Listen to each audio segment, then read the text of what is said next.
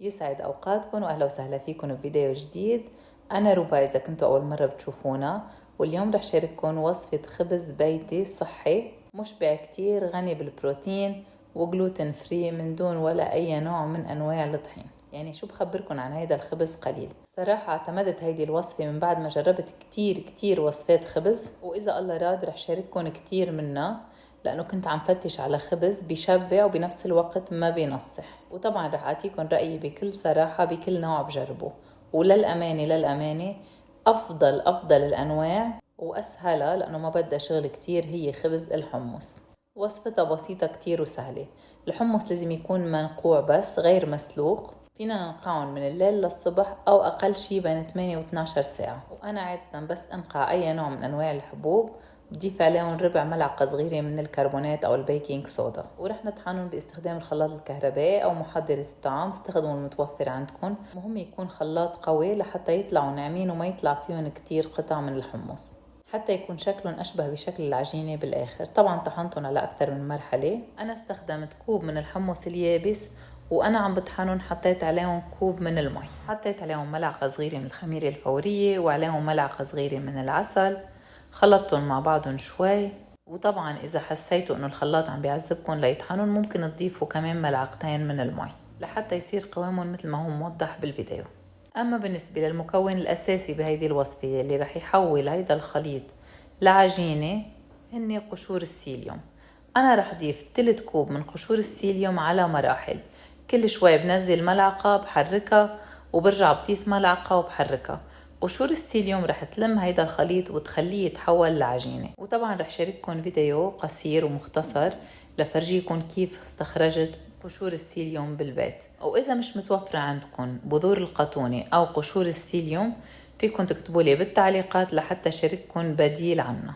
وطبعا بهيدي المرحلة بعد ما حطيت الملح، بس ضيف آخر كمية من قشور السيليوم وبضيف عليهم نص ملعقة صغيرة من الملح، أو طبعا الملح حسب الذوق. ومن لما اعتمدت هالوصفة للخبز بكل صراحة صرت آكل بلا عذاب ضمير، وعن جد خبز مشبع جدا.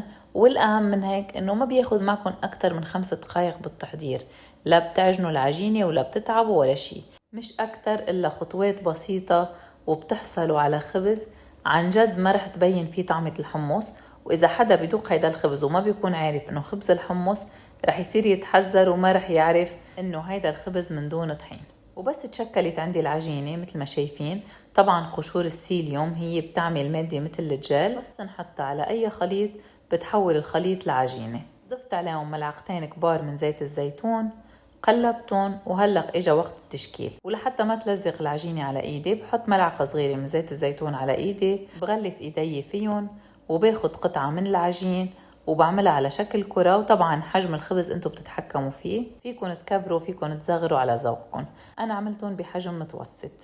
بعجن قطعة العجينة بإيدي شوي مثل ما شايفين، وبرجع بضغط عليها شوي لحتى يصير شكلها دائري وحلو. والأطراف مطرح ما بتشوفوا تفسيخ بالعجينة، بحرك أصابع على داير الخبزة لحتى تصير شكلها دائري وجالس. وسويت الشكل الثاني يلي هو مثل شكل الخبزة الفرنجي، بس طبعا خبزة صغيرة، كمان سويتها على شكل أسطواني، ورجعت روست شوي الأطراف، حطيتهم بصينية الخبز، وخلوا مسافة صغيرة بين الخبزات حتى ما يلزقوا ببعضهم أثناء الخبز. ومن بعد ما شكلت كل الكمية بدها نوجهم بالماء، مي عادية طبعا، إذا بتحبوا فيكم تحطوا بيض، بس أنا حطيت مي لحتى يلزق السمسم عليهم. وصراحة مش حابة كنت تطلع فيهم ريحة البيض، لأنه جربت سابقا طريقة خبز الحمص المسلوق مع البيض، صراحة طلعت طعمة البيض كتير ظاهرة فيه. وللأمانة أنا لما بدي أكل خبز بدي حس حالي عم باكل خبز، ما بدي حس حالي عم باكل أومليت أو عجة. رشيت السمسم على وجهن، وباستخدام الملعقة أو بإيدنا بنضغط شوي عليهم حتى يلزقوا، وغطيتهم وحطيتهم بمكان دافي بالمطبخ لحتى يختمروا أو لحتى يتضاعف حجمهم. وبخبزهم بفرن محمى مسبقا أقل شيء من ولو 10 دقايق قبل الخبز، حرارة 180 مئوية بالرف الوسط. بياخدوا بين 30 و 35 دقيقة. وطبعا بس يصير لهم 25 دقيقة بالفرن فيكم تطلعوا عليهم حتى ما يحترق أرضهم. أنا أخذوا معي 35 دقيقة على القد. وطبعا بنحمر الوجه من فوق، تقريبا بياخد 3-4 دقايق لحتى ياخد لون أشقر حلو. ريحة الخبز رائعة، طعمه كتير طيب، بيستحق التجربة. وأهم شيء أي ست حابة إنها تنزل وزنها وبنفس الوقت إنها تشبع وما تضطر إنها تاكل 100 سناك بالنهار، هيدا الخبز لإلها. إذا جربتوا هيدا الخبز من قبل اتركوا لي رأيكم بالتعليقات. أنا للأمانة اعتمدته صار لي شهر تقريبا، بس ما كنت أعرف قبل إنه فيني أعمل خبز طيب وآكل واشبع من دون عذاب ضمير. وطبعا مثل كل أنواع الخبز أول ما بيطلعوا من الفرن بنغطيهم بشقفة قماش لحتى يبردوا على الآخر قبل ما نحطهم بالبراد. إن شاء الله يكون عجبكم الفيديو، وبتمنى ما أكون طولت عليكم كتير بالشرح، وبتمنى إذا عجبكم المحتوى وبتحبوا فيديوهات للأكل الصحي أكتر اتركوا لي رأيكم بالتعليقات. وإذا بعدكم ما اشتركتوا بقناتنا ما تنسوا تضغطوا على زر الاشتراك أو سبسكرايب وتفعلوا زر الجرس حتى يوصلكم كل جديد أول ما مننزله.